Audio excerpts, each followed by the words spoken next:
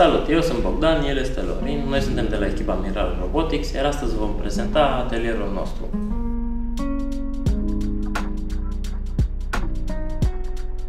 Aici avem zona de programare, aici este căla care scrie cod, iar la masa de lângă avem un monitor conectat la control hub unde putem să configurăm robotul. Lângă avem imprimanta 3D pe care o folosim să ne facem parte din piesele custom.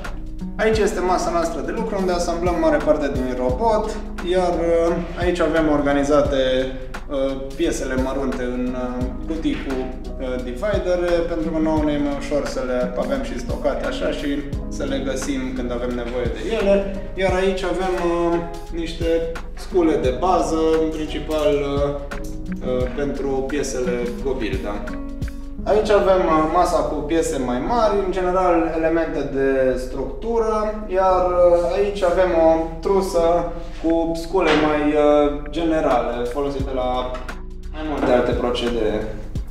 Ăsta este colțul nostru preferat. Aici avem în principiu elemente de structură, dar pline, cumpărate de la magazin, cum ar fi profile sau platbande metalice.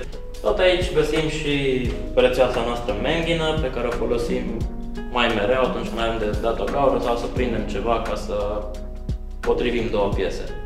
În zona asta ne prelucrăm singur piesele din metal, din materie primă ne facem piese de care avem nevoie. În aceste procedee ne ajutăm deseori de bormașină